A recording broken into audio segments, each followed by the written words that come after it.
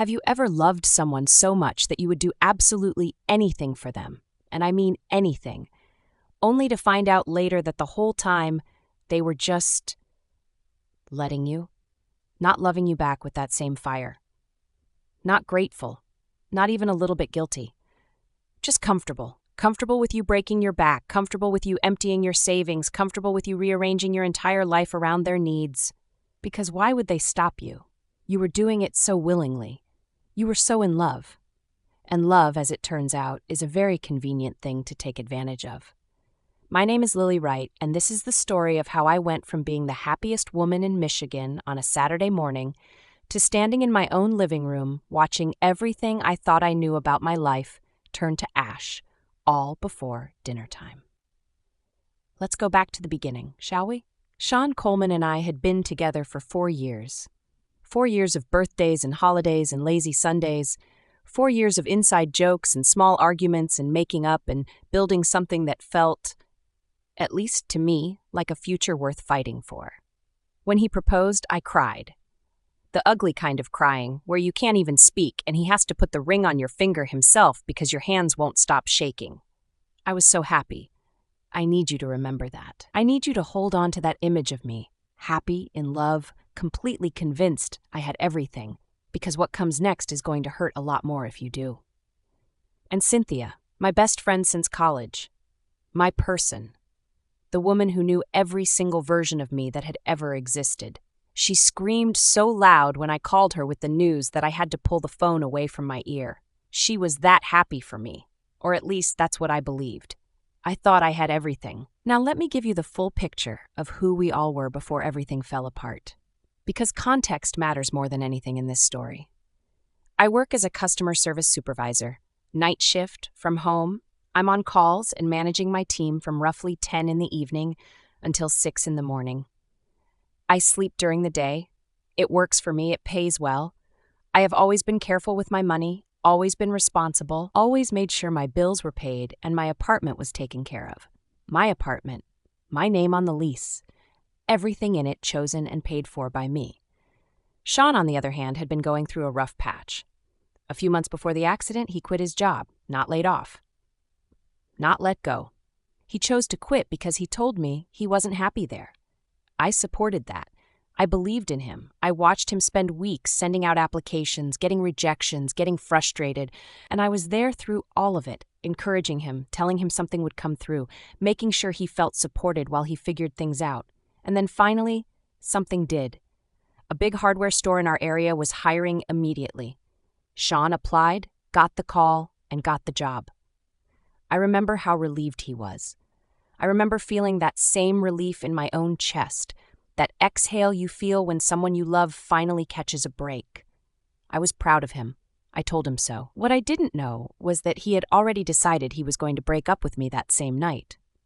I celebrated his new job, not knowing he was planning to end us. I hugged him, not knowing those were borrowed minutes.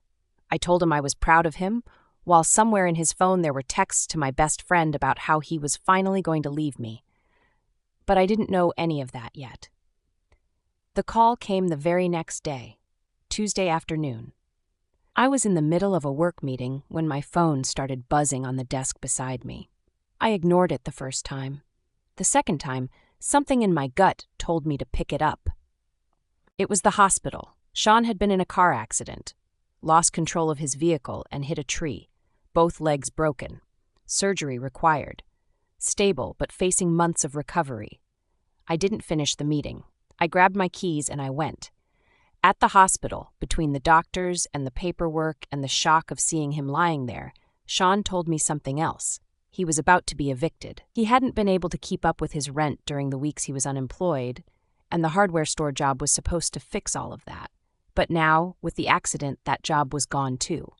No income, no insurance, no savings, and very soon, no apartment. He looked at me from that hospital bed and I saw it in his eyes. That look. The one that said he didn't know what he was going to do. And I, being exactly who I am, didn't hesitate for even a second. "You're coming home with me." I told him, "We'll figure it out. We'll figure it out." I said that like it was nothing, like I hadn't just volunteered to carry everything. Now, My apartment is not big. I have a bedroom with a twin bed, my bed, the one I've slept in for years, and a living room that I genuinely love. That couch, that space, that little corner of the world where I decompress after a 10-hour night shift. That was my sanctuary. But I gave it up without a second thought, because my bedroom was too small and my bed was too narrow, and I was genuinely worried that if he tried to sleep in there, he might roll wrong and hurt himself worse. So I set him up in the living room. I made it as comfortable as I possibly could. I bought a proper bed, rearranged everything, and handed him the best space in my home. I also got him a wheelchair, because that is who I was. I thought about his comfort before I thought about myself, every single time. For 2 months, my entire life reorganized itself around Sean's recovery. I worked my night shift, and instead of sleeping when it ended, I was up helping him with his morning routine. Medication, breakfast, getting him cleaned up and settled for the day. I learned how to help him bathe. I cut his food on the days the painkillers made his hands unsteady. I tracked every prescription, every dosage, every follow-up appointment. The physical therapy appointments were twice a week. I drove him to every single one. I would sit in that waiting room, those hard plastic chairs under those fluorescent lights, and I would drift in and out of sleep right there in that chair. Head dropping, jerking myself awake, head dropping again. I would drag myself back to full alertness the moment the doors opened and he came out, because I didn't want him to see how exhausted I was. I didn't want him to feel like a burden. He was never a burden to me. That's the thing. I never once resented what I was doing. I did it because I loved him. And the bills, the medical bills, the prescriptions, all of it. Sean had no insurance, no savings, nothing to fall back on. So I took out a personal loan, I paid it from my own paycheck every month, and I never made him feel bad about it, not once, because I told myself this was temporary. I told myself we were almost through the worst of it. I told myself a lot of things. Cynthia came around often during those 2 months. Of course she did. She was my best friend and she knew how stretched thin I was. She would come by, keep Sean company, give me a window to run errands, or just breathe for an hour. I would leave the two of them there and feel grateful. Love can really move mountains, she told me. I am genuinely grateful. I thought she was showing up for me. I replay every single one of those visits differently now. It was a Saturday when everything ended. I had gone to the pharmacy to pick up Sean's latest prescription. Quick trip, 20 minutes, nothing unusual. I was actually in a decent mood that day because the physical therapist had mentioned that Sean was progressing well, that he might be on crutches within the next few weeks. I had felt something loosen in my chest when I heard that. Relief. The sense that we were finally close to the other side. Cynthia's car was still parked outside when I got back. She had been there when I left, keeping him company. I was glad she had stayed. I walked up to my front door and turned my key in the lock. I pushed the door open, and before I had even fully stepped inside, before I had even crossed the threshold of my own home, I heard their voices. The TV was on in the living room, the low murmur of whatever show was playing, but their voices cut right through it, clear as anything. And what I heard, in the very first seconds of opening my own front door, was this. "Babe, you could have waited until you got home to reply to my text. Now look what happened." That was Cynthia's voice. "You were supposed to break up with Lily that night, and now I guess I have to wait even longer for you." I stood in my entryway. I did not move.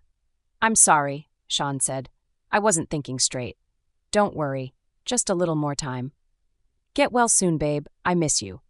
Don't worry, the physical therapist said I'll be able to walk soon. We'll be together." And then Cynthia, almost casually, "So are you still going to marry Lily?" A pause. And then Sean's voice, calm, unbothered, the voice of a man who had rehearsed this answer many times. "I feel bad breaking up with her right now. She's been taking such good care of me. Give me more time. Once I'm back on my feet, I'll end it." I stood in that entryway with the pharmacy bag in my hand, and I let every single word settle into me. He was texting Cynthia the night of the accident. She had texted him first. He was distracted, on his way to break up with me that same night, and he crashed his car. He lost his new job before he even started. He lost his apartment. And then he called me from that hospital bed and let me bring him home. He used the accident. He used the eviction. He knew exactly what I would do, and he let me do all of it. And Cynthia, my best friend. She had sat in my living room week after week and watched me give everything I had to a man she was already making plans with. She watched me take out loans. She watched me give up my own living room, my own couch, my own space. And she said nothing. She just kept coming back, kept playing the supportive best friend. They let me do it because I was the only one with a steady job and a real paycheck. I stood there in my entryway for a long moment. Then I picked up the pharmacy bag from where it had slipped from my fingers. I took one slow breath, and I walked into my living room. They didn't hear me coming. They were too busy making plans for their future. In my home. On the bed I had set up for him in the space I had given up for him. I stood there and I looked at both of them. And neither of thee didn't notice me standing there. "Wow," I said. They jerked when they heard me. Not the way people jump when someone sneaks up on them and screams. It was quieter than that, more instinctive, like their bodies reacted before their minds could catch up with what was happening. Sean's head snapped toward me from where he was lying on the bed I had set up for him in my living room. Cynthia spun around from where she was sitting beside him, her hand pulling back like she had touched something hot. And then there was silence. Just the TV still murmuring in the background, completely indifferent to the fact that my entire world had just collapsed. I stood there and I looked at them. Both of them. Every part of me wanted to scream. I wanted to open my mouth and let everything out. The rage, the devastation, the humiliation of standing in my own home, holding medicine I had just paid for with borrowed money, while the two people I trusted most in this world sat there with guilt written all over their faces. But I wasn't loud. I looked at Sean. Only Sean. "Why, Sean?" My voice came out quieter than I expected. It shook at the edges, just slightly, just enough that I could hear it myself. But I kept my eyes on him, and I waited. He opened his mouth. Nothing came out. He looked like a man who had rehearsed 100 different versions of a conversation he thought he would never have to have, and forgot every single word the moment it became necessary. His eyes moved to Cynthia, then back to me, then somewhere in the middle distance where neither of us existed. Still nothing. Because what could he say? He had no car to claim he needed to leave, no job to say kept him distracted, no apartment to retreat to, no money to throw at the problem. He had nothing. He had never had anything. And everything he had survived the past 2 months had my name on it. Cynthia shifted beside him. I could see her in my peripheral vision, sitting up straighter, drawing a breath, preparing to say something. "Lily?" she started. I didn't even look at her. "Is your name Sean?" I asked.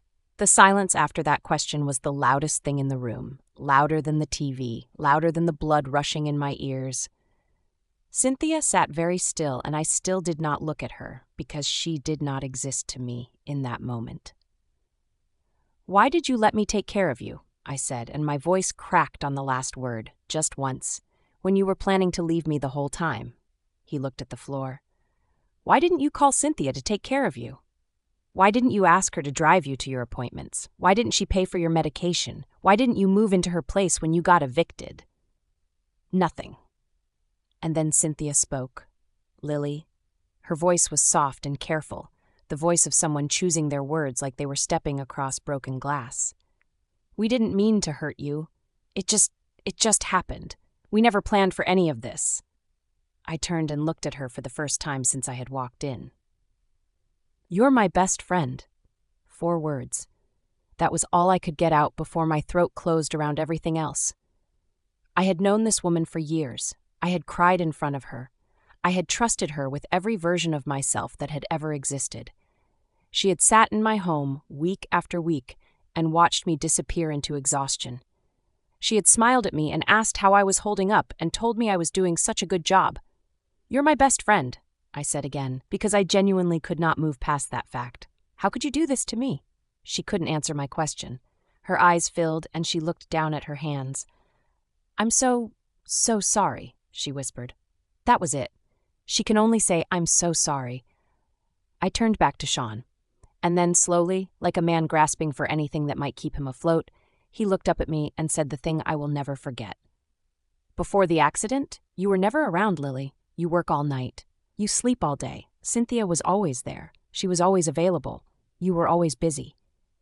I went very still. I looked at him for a long moment, and then I asked the question I wasn't sure I was ready to hear the answer to. How long? The room went completely quiet. He didn't answer right away. He looked at Cynthia. Cynthia looked at the floor. And in that pause, in that silence that stretched too long and said everything before a single word came out, I already knew it was worse than I thought. About a year, he said quietly. I stood there and I let that number move through me. A year. That meant when he proposed, it was already happening. That meant the ring on my finger, the tears I cried, the phone call to Cynthia where she screamed with joy. All of that was already soaked through with this. That meant every Sunday we spent together, every dinner, every ordinary evening I thought was just our life. There was a whole other life running underneath it that I knew nothing about. I thought about the year before any of this happened. The nights I worked so we could have a stable future. The weeks I spent encouraging him through unemployment, sitting with him through rejection after rejection, celebrating when he finally got that job. 4 years of showing up, of being the steady one, of building something I believed in with everything I had. And what he called being busy, what he called never being around. That was just me loving him responsibly, working hard, building a life for both of us. He mistook my stability for absence and used it to justify turning to my best friend for an entire year. I didn't say any of that. I guess you don't need this from me anymore, I said, showing the medicine that I just purchased with my own money. Then I walked to the bathroom. I heard Cynthia call my name behind me. I didn't stop. I opened the bathroom door, opened the pharmacy bag, and I emptied every single bottle into the toilet. I flushed it. The sound of it was the most satisfying thing I had heard in 2 months. I walked back out. You, I said to Cynthia, are going to take him. You are going to drive him to his appointments. You are going to pay for his medication. You are going to figure out how to cover his medical bills. Since you love him so much, now you get to do all of it. Cynthia's face had gone pale. Lily, I can't. I don't have. I know you can't, I said. I know exactly what you can and can't afford. We both know why you two decided it was better to let me handle everything. She couldn't answer that. Take him home, I said. Take the wheelchair. It means nothing to me. What I want is for you to be gone. I looked at Sean one last time. Can you pay me back? Everything I spent, the loan, the medication, the appointments, all of it. Can you pay any of it back? Should I call your family? He looked at his hands. I didn't think so. I want both of you out of my apartment. You have 1 hour. I picked up my keys in my bag. If you have even a little bit of shame left in either of you, you will be gone when I get back. I opened my front door, and I left. I drove to the nearest coffee shop, ordered the largest coffee they had, sat down at a table by the window, and I stared at nothing for a long time. Outside, people walked by living their ordinary Saturday lives, completely unaware that mine had just ended and started at the same time. I sat in that coffee shop for almost the full hour. I didn't cry. There was something building behind my eyes the entire time, but I didn't let it out. Not there. Not surrounded by people having ordinary Saturdays while mine was falling apart. I wrapped both hands around my cup and I stared out the window. I was heartbroken. I won't pretend otherwise. 4 years with someone doesn't just switch off because you found out who they really were. But underneath the heartbreak, deeper and louder than it, was anger. Not the explosive kind, the quiet kind, the kind that settles into your bones and stays. I finished my coffee and drove home. I turned the corner of my hallway and I stopped. They were still there. Not packing, not leaving, waiting. Cynthia was standing in the hallway with her hands clasped in front of her, eyes red and swollen, her face carrying the expression of someone who had been rehearsing what to say for the past hour. Sean was in the wheelchair beside her, his belongings already bagged and stacked against the wall, looking at me with something that might have been remorse if it had shown up 2 months earlier. I looked at both of them and said nothing. Cynthia spoke first. Lily, please just listen. We are so sorry, both of us. We know what we did was wrong. Please find it in your heart to forgive us. I said nothing, We'll end it, she said, her voice breaking. Me and Sean will end it, whatever you need. Just please, Lily, you're my best friend and I— Don't, I cut her off. She stopped. Don't say that to me right now. She nodded and looked at the floor, and then Sean looked up and said what he had clearly spent the last hour working up the courage to say. Lily. His voice was quiet, careful. I'm so sorry. I never meant to hurt you. I need you to know that. I don't need your apology, I said. He stopped. I don't need your excuses either. I said it without heat, without venom, just as a fact. None of it changes anything, so keep it. He opened his mouth again. Just leave, Sean. The hallway went quiet, and then Cynthia, desperate now, her voice dropping low. Lily, I know I have no right to ask you anything, but his rehabilitation, his appointments— I don't even know if my lease allows another person to live there. If my landlord finds out he's staying with me, he could charge me more or make me leave, and I can barely cover what I'm paying now. Is there any way at all, that he could stay here just a little longer? Just until I find a bigger apartment. Just a little more time. I looked at her. Why is that my problem? She didn't answer. You love each other, right? I said. That's what this was all about. That's what all of it was worth. I looked at her steadily. Love can move mountains, remember? She said nothing. Then move that mountain for him. That's not my job anymore. Nobody spoke. I stepped past them, unlocked my door, pushed it open, and stood to the side. I'm not asking again. Cynthia gripped the handles of the wheelchair. She started pushing him toward the elevator without another word. His bags dragged along the floor behind them. I watched until the elevator doors opened, until they stepped inside, until the doors closed and the hallway was empty and quiet and mine. I walked back into my apartment. I posted the mattress online before the hour was out, free to whoever wants it. Come today. Someone came within the hour. I watched it disappear down the hallway and felt something loosen in my chest. Then I cleaned. I put everything back where it belonged. I moved my couch back to the center of my living room, and I stood there and breathed. Mine. Finally. Completely mine. I sat down, and then I cried. Quietly. Alone. All of it. The grief. The anger. The loneliness. And underneath everything, something that felt like the first real breath after being underwater for a very long time. I cried until I was empty. Then I got up, washed my face, made dinner, and went to work. It has been a year. I still have the loan. I'm still paying it back every month because that is who I am. The moment I left that Saturday, I called the lender and returned every cent I hadn't spent. I only owe what I actually spent on him. It is not a small number, but it is mine and I carry it. I hear things sometimes, not because I'm looking. I stopped looking a long time ago. But information finds you whether you want it or not. I heard they're still together. I heard Cynthia can't always afford what he needs. Appointments missed, medications unfilled. She works double shifts now, leaving him alone for long stretches. He had to learn to take care of himself because there was simply no one there to do it for him anymore. I heard his recovery took much longer than it should have. I received all of that. I sat with it for a moment, and then I set it down. I don't need to watch them struggle to know I made the right choice. What they're living now is simply what was always waiting for them on the other side of losing me. I was the buffer. Now there is no buffer. As for me, I worked. I grieved. Some mornings the ache was the first thing I felt. Some evenings I sat on my couch in the quiet of my apartment and felt something close to peace. The peace came more often as the months passed. I'm not looking for anyone. I'm not in a rush. What happened to me was not proof that loving deeply is dangerous. It was proof that I gave something precious to people who didn't deserve to hold it. That's on them, not on me. I still have debt to pay. I still have hard mornings, but I have my apartment, my job, and my couch in my own living room where I can finally sleep whenever I want. I have myself. After everything, that is more than enough. And that, folks, is today's story. If this story moved you, please give it a like and subscribe to the channel. It truly means everything and helps these stories reach more people who need to hear them. And drop a comment. Where are you listening from? I want to know how far my story reaches. Thank you so much for being here today, for listening, for feeling it. This is Melodic Vengeance. Until next time, take care of yourselves and never let anyone use your love as a convenience. If you enjoyed this video, hit that like button and drop a comment below.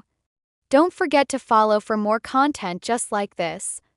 Thanks for watching. Catch you next time.